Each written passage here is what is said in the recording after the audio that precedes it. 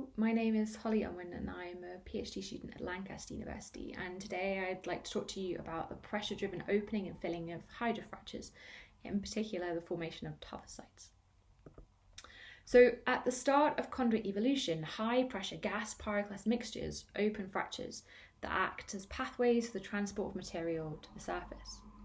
And here we can see these fractures following pre-existing weaknesses like contacts in between units, taking the easy pathways.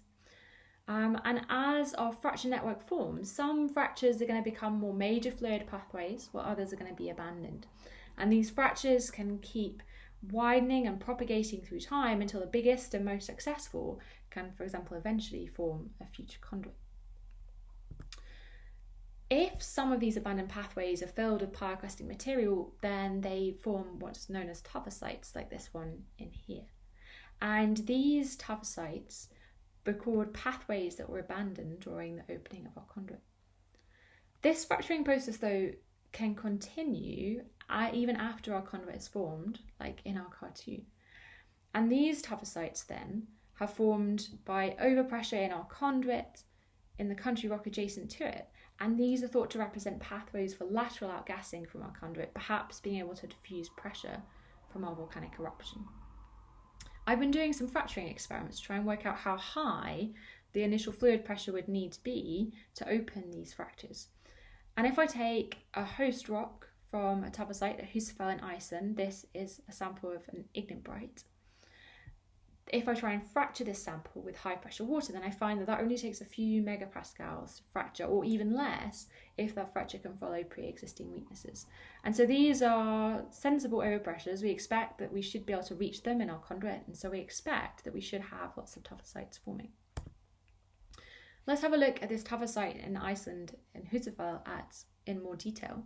And so here we can see what it looks like. It's a large tuffisite. It's about 90 centimeters wide and 40 meters long, and it has a really complex internal structure. At the top here, we've got an ignimbrite roof. This is that host rock that I was just telling you about fracturing. And underneath, we've got lots of units of pyroclastic material. And these are very variable, ranging from sort of ash-sized particles right up to clasts that are sort of 20 centimeters across. And they also contain lots of interesting structures. So we see structures like laminations, cross laminations, and channels. And these are recording the formation of our tuffisite by multiple injections of fluid into it. Each of these fluid injections will deposit material into our tuffisite, and they'll also cause erosion of any pre-existing material, and this allows our cross-cutting structures to form. With all the structures that we see and all the different units we see inside this tuffisite, we think that it may have formed by anything up to sort of 20 fluid pulses. If we look at the size of these different units that we find inside our tuffisite, and these are on average about 10 centimeters wide and 40 meters long, then if we use a simple fracture model, we can find that the fluid overpressure that we need to emplace each of these units is about 1.9 to 3.3 megapascals. And so a bit like our fracturing, these are pressures that we expect to be able to reach inside our volcanic conduit. They're actually about the pressure that we expect to have just above the level of fragmentation. So once our fracture has filled with particles, this isn't going to be the end of our story. So now we have a tuffisite that's filled with particles, and these particles can hold our fracture open, and they should allow for a nice outgassing pathway to form, potentially allowing us to diffuse sufficient pressure from our conduit that we could moderate eruption explosivity.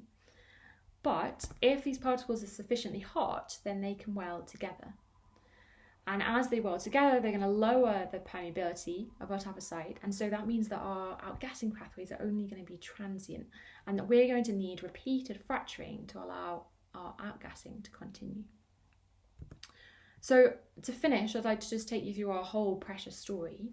And so we have fractures that open pathways, and these can become filled with pyroclastic material to form tuffisites, and we've seen that these can form throughout conduit evolution. We see evidence for multiple fluid injections inside our tuffisite with those complex internal structures, And these different pulses form peaks on our pressure curve, representing the erosion and deposition of material. And then as the fracture closes at the end of tuffisite evolution, our hot particles weld together, lowering tuffisite permeability, and meaning these outgassing pathways are only transient. And so this fracturing, filling, and sealing process will then have to repeat to allow outgassing to continue. Thank you.